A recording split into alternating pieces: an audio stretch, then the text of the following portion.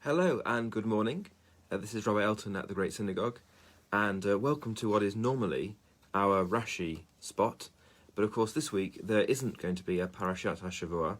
There is no weekly Torah reading this coming Shabbos because it's Shavuot, and therefore the reading of the Yom Tov takes the place of the reading that would normally be read on Shabbos.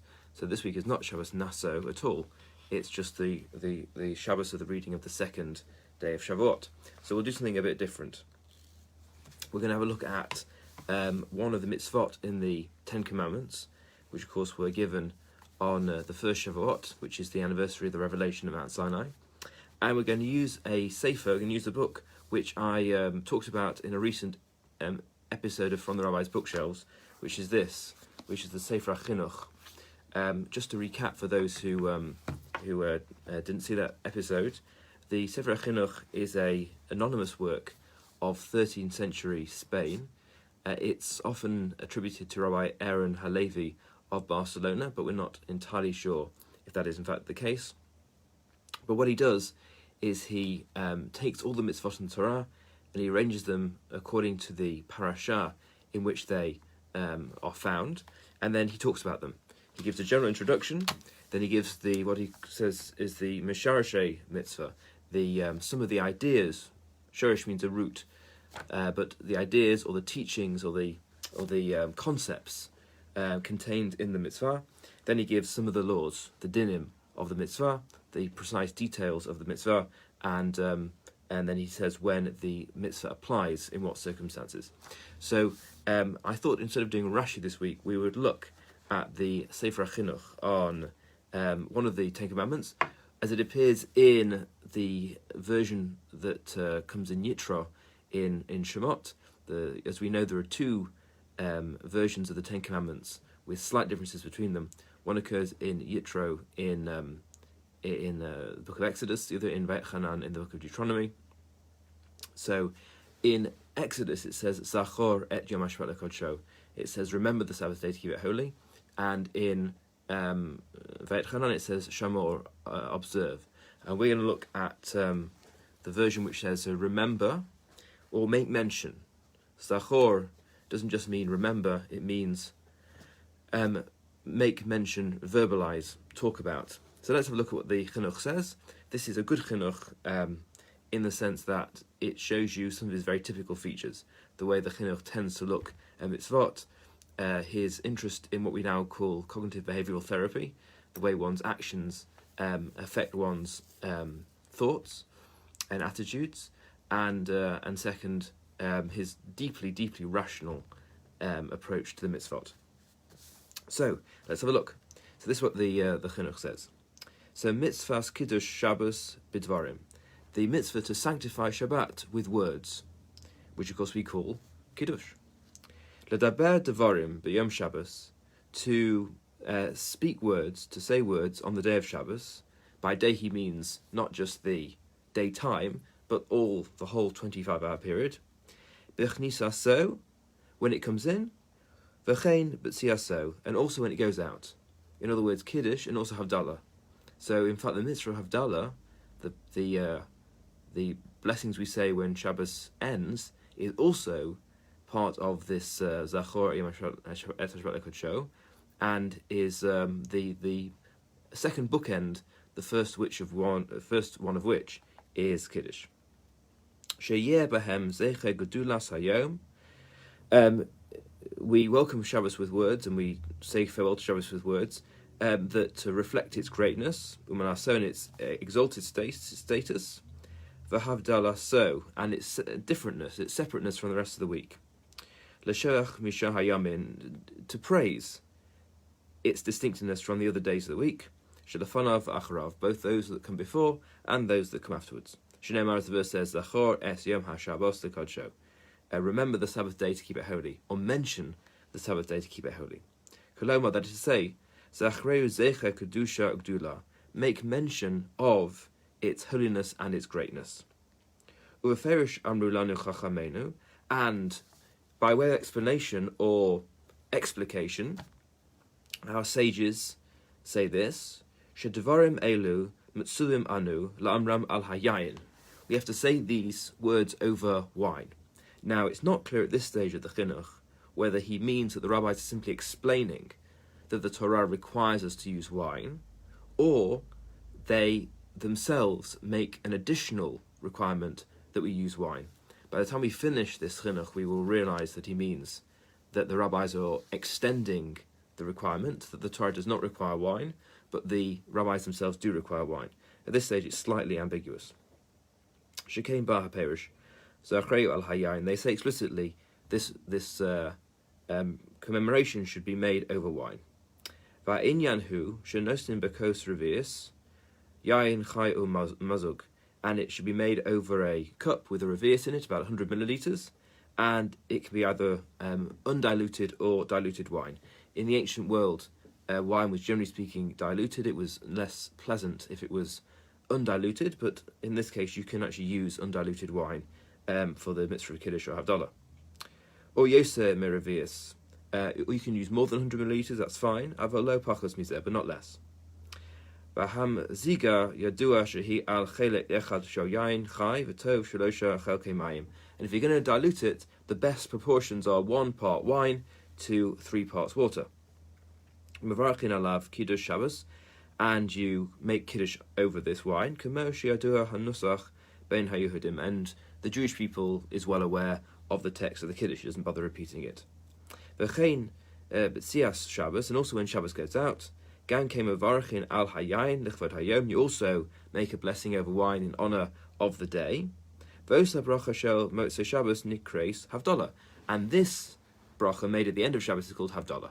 So Kiddush at the beginning of Shabbos and Havdalah at the end. Misharshe mitzvah zo. And now we come to the really distinctive contribution of the Chinuch. What he says are the roots, the meanings, the teachings of this mitzvah. Kedei shnis orer mitoch maaseh zo liskog julas hayom v'nikba b'libenu emunas chidush ha'olam. In order to arouse within us, through this action, a awareness of the greatness of the day, and to place in our hearts, fix in our hearts, belief in the chidush ha'olam, the createdness of the world, the fact that the world has been created. So Shabbos, of course, is the commemoration of God resting on the 7th day after he created the world in 6 days. So Shabbos is a commemoration, is a testimony to the fact that God created the world. The world is not eternal. It had a creation and a creator, and that is God. As the verse says, Ki sheshish yamim asa Hashem, because it says God made the world in 6 days. Al kein nischayvnu lasos hamasa im hayayin, and that's why we're commanded, at least by the rabbis, to perform this mitzvah over wine. Why? Lefisha teva ha'adam misorer bo harbe shehu soed umasameach, because it's a human nature to be more moved when we do something in a meal and when we're happy. And I've already said to you in other parts of this book, that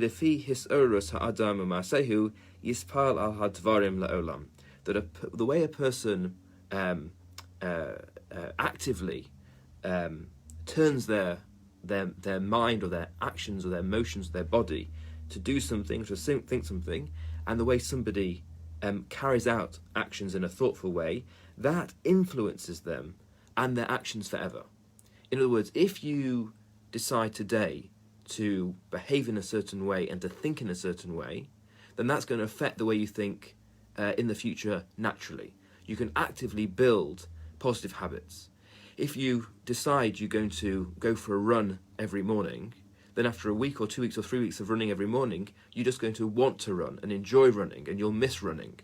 So by taking a positive decision now to behave in a certain way or think in a certain way, you remold the way you think and the way you want to behave in the future. As I say, very strong elements here of CBT, cognitive behavioral therapy. And regarding this idea, the sages say in the Gemara,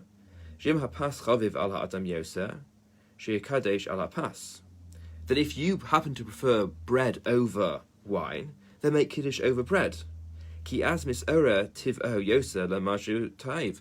Because if the whole idea is to use an item of food or drink which you find particularly enjoyable, and then therefore will have a particularly strong impression on you, and you will internalize and sort of self-inculcate these concepts more effectively, then use whatever is most dear to you, what you enjoy most. If you enjoy wine more than bread, as most people do, then use wine. That'll have the greatest possible psychological effect. But if you prefer bread to wine, then use that, because the point is not the bread or the wine itself. The point is the effect, the psychological effect it has on you. So, chinuch, very rational and very psychological interpretation of the way mitzvot work. V'afapi, she'etzias hayom lo amru kain, ela shechivu, lahavdil b'yayin al kol panim. And although this isn't true Havdalah, that you can't use bread, you have to always use wine, although you can use other drinks, but you can't use bread. Gam bazeh sadku. But even in this we can understand rationally. Ki heim zechron evracha, gam haTorah hashlema, yivcharu la'olam barov. Because the Torah and the rabbis work on the basis of the majority. They fix their laws in a way that makes sense for most people. Not everyone, not every person, but most people. And why does it make sense to say at the end of Shabbos, use a drink and not a food?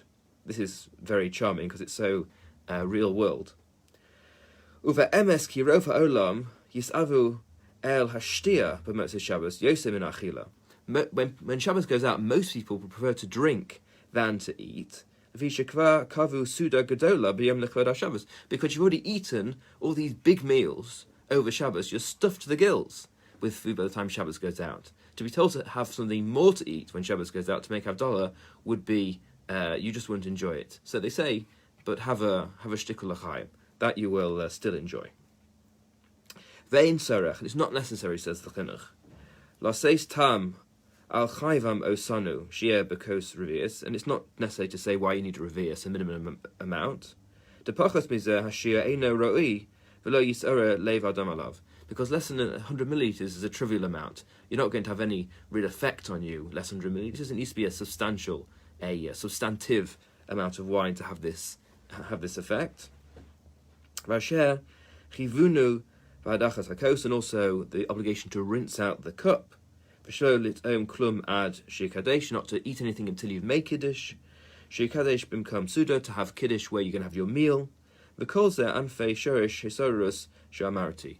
All of these elements actually contribute to the psychological effect it has. The fact you have to have a beautiful, clean cup, and you don't eat anything until you've made kiddush, and you have a certain amount of wine, not some sort of small, trivial amount of wine, and the fact that you then sit down to a gorgeous meal straight after making kiddush. All of these increase the psychological impact of remembering that it's Shabbos and praising Shabbos over this cup of wine. They all intensify that psychological impact, and therefore, according to the chinuch, they all make sense, and it's really self-evident.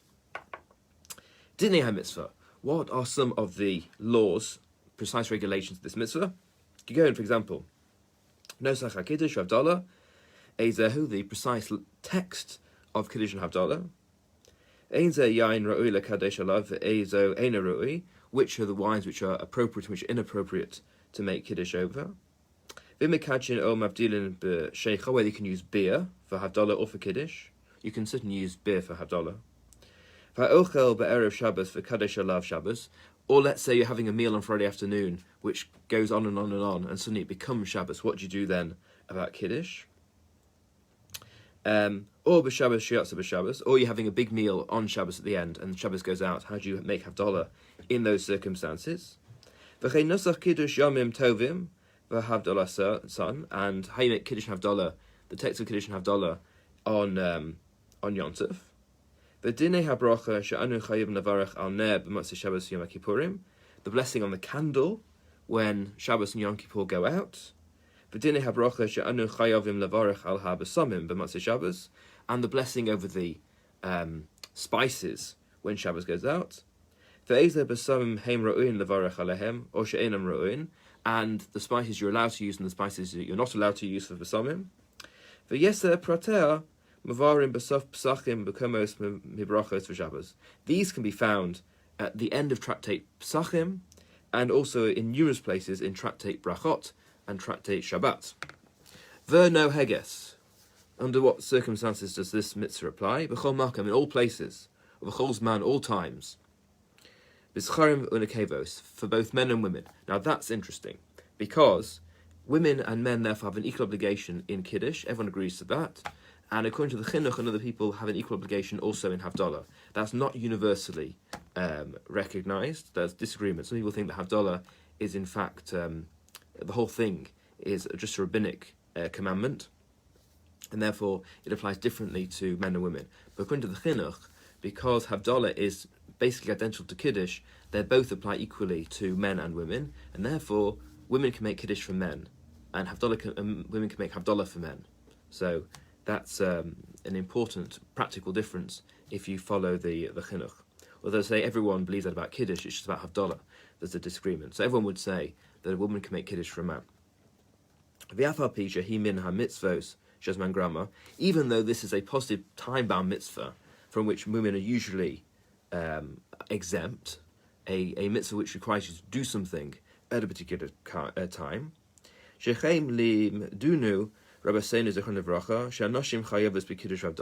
Nevertheless, our sages derived that women are equally obliged in Kiddush and Havdalah. He doesn't give the reason here, which is interesting, but the reason is that it's these two versions of the Ten Commandments I was talking about at the beginning. It says Zachor in Shmos and Shamor in Devarim. It says remember or mention in Exodus, and it says observe in Deuteronomy. Zachor doesn't just refer narrowly to Kiddush, it refers to all the positive mitzvot of Shabbat in a general sense, and Shamor refers to all of the negative mitzvot, things you can't do. And the rabbis say just as women are obliged to refrain in accordance with Shamor, they're also obliged to perform in accordance with Zachor. So, therefore, all of the obligations of Zachor are equally binding upon them, notwithstanding other principles we have about which mitzvot women are not obliged to participate in. And let's say you transgress and you don't make Kiddush on Shabbos, bitel mitzvah saseh, you have failed to carry out a positive mitzvah. You've not done an aveira, you've not done a transgression, but you have failed to do something which you are required to do. You have failed in one of your obligations. V'im kidsho b'dvarim below yayin, and if you make Kiddush without wine, or below pas, or without bread, you just recite the text of the Kiddush without bread pregafen. Diavad yatzaydo sarah, you have ex post facto fulfilled your biblical obligation. You've not fulfilled the obligation that the rabbis placed upon you, but you have fulfilled the obligation that the Torah itself places upon you. The requirement for wine is rabbinic, but the requirement to mention Shabbat and its greatness is from the Torah. And therefore, if you omitted the wine, although you can't fulfill the rabbinic commandment, you have in fact fulfilled the biblical commandment. And that's how we know that when he says in the first section, the rabbis explain or explicate, they're in fact not just saying what the Torah means, they're actually adding to the commandment of the Torah. So there we are, a very enjoyable chinuch on Zachor at Yom HaShabbat Lekod Show. One of the 10 Commandments we will read this coming Friday. Everyone have a good and healthy week.